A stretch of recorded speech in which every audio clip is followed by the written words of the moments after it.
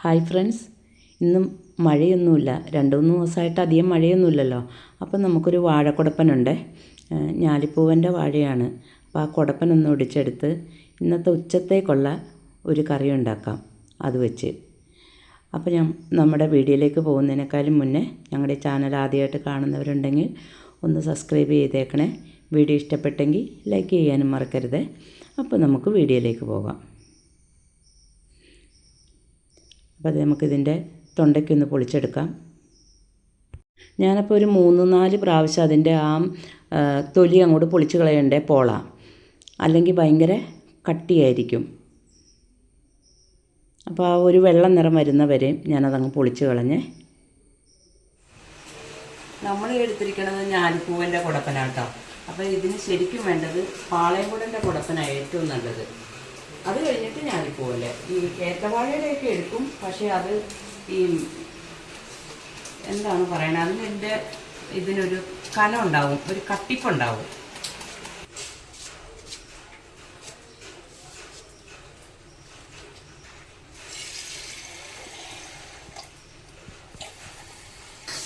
ഇനി ഞാനിതിലേക്ക് ഒരു തുള്ളി വെളിച്ചെണ്ണയും കൂടെ ഒഴിച്ചു കൊടുക്കുന്നുണ്ട്.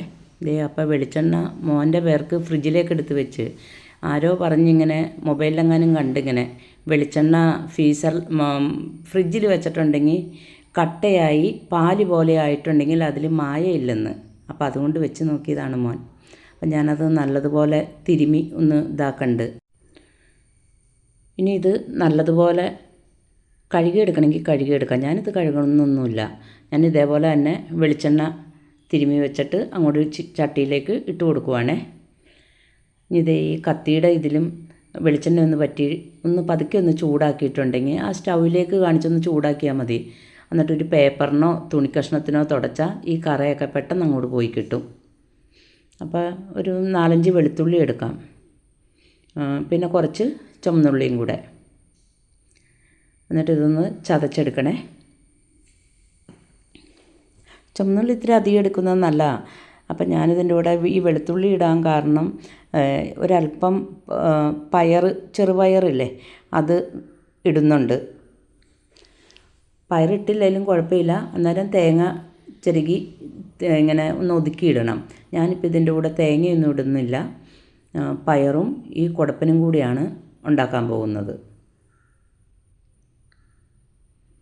അപ്പോൾ നമുക്ക് ഈ ഉള്ളിയൊക്കെ ഒന്ന് ചതച്ചെടുക്കാം. അല്ലെങ്കിൽ മിക്സിയുടെ ചെറിയ ജാറിലിട്ടൊന്ന് അടിച്ചെടുത്താലും മതി. ഞാനിപ്പോൾ ഈ കല്ലയിൽ വെച്ചൊന്നും അങ്ങോട്ട് ചതച്ചെടുക്കുകയാണ്. പിന്നെ അത് കഴുകാനും പിടിക്കാനും ഒക്കെ നടക്കണമല്ലോ. കല്ലേലാകുമ്പോൾ ഈ കല്ലങ്ങ് കഴുകി കമത്തി വെച്ചാൽ മതി. നല്ല പോലെ ചതച്ചെടുക്കുക.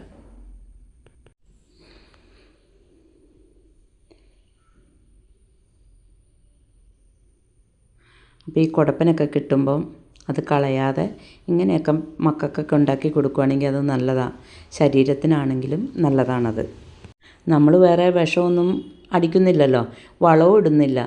ഈ പേപ്പറൊക്കെ കത്തിക്കുന്ന ചാരവും ചാണകപ്പൊടിയൊക്കെയാണ് ഞാനിട്ട് കൊടുക്കുന്നത്.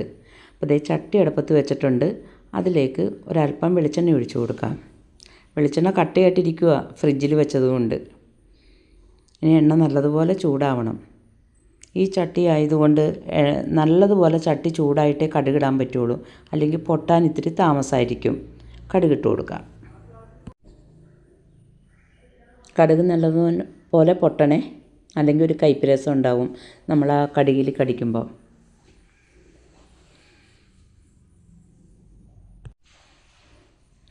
അപ്പോൾ അത് കടുകൊക്കെ പൊട്ടി വരുന്നുണ്ട്. എന്നിട്ട് നമുക്ക് ഈ ചതച്ച് വെച്ചിരിക്കുന്ന വെളുത്തുള്ളിയും ചുമന്നുള്ളിയും കൂടെ ഇട്ട് കൊടുക്കാം. അപ്പോൾ ഞാനതിൻ്റെ കൂടെ 2-3 കറിവേപ്പിലയും കൂടെ ഇട്ടിട്ടുണ്ട്. ഇനി ഇത് നല്ലതുപോലെ മൂക്കണം. ഇടയ്ക്കൊന്ന് ഇളക്കി കൊടുക്കണേ. ഞാൻ വെളിച്ചെണ്ണയൊക്കെ കുറവേ ഉപയോഗിച്ചിട്ടുള്ളേ. കാരണം എന്നാന്ന് വെച്ചാൽ വെളിച്ചെണ്ണയ്ക്ക് ഭയങ്കര വിലയാലോ. അപ്പോൾ അതുകൊണ്ട് ഇപ്പം തീരെ കുറച്ചേ ഉപയോഗിക്കുന്നുള്ളൂ വെളിച്ചെണ്ണയൊക്കെ.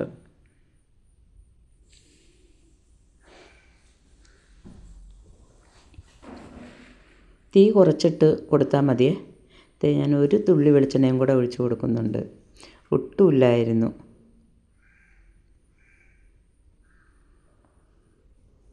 എന്നിട്ടൊന്നും കൂടെ ഇളക്കി കൊടുക്കാം.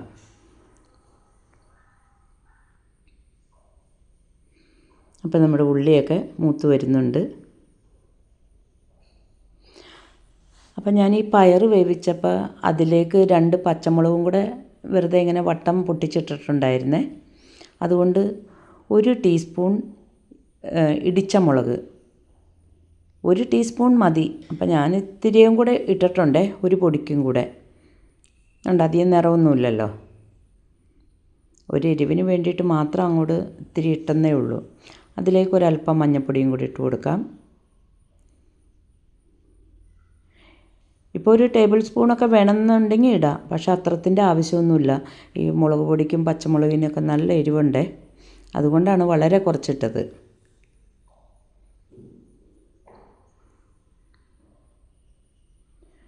അപ്പോൾ അതേ മുളകൊക്കെ മൂത്ത് വരുന്നുണ്ട്.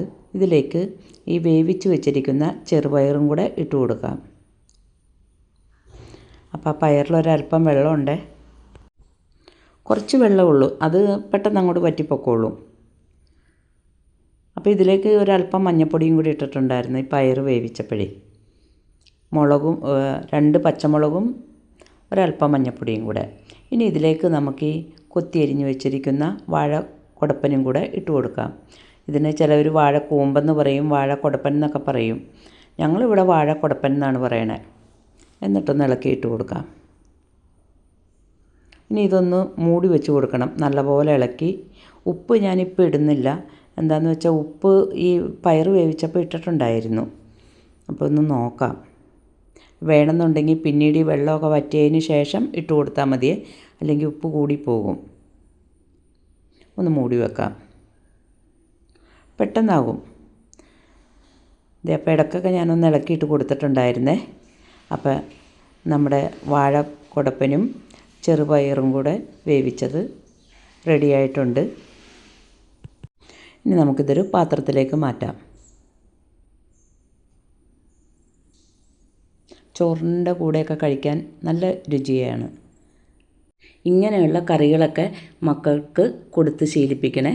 വാഴയുടെ പിണ്ടിയും കുടപ്പനും എല്ലാം വയറിനും നല്ലതാണ്. നമ്മുടെ ആരോഗ്യം നമ്മൾ സൂക്ഷിക്കണം, അല്ലെങ്കിൽ തമിഴ്നാട്ടിൽ നിന്നുള്ള പച്ചക്കറികൾ കഴിച്ച് വിഷം ഉള്ളിൽ ചെല്ലും. അപ്പോൾ എല്ലാവർക്കും താങ്ക് യു.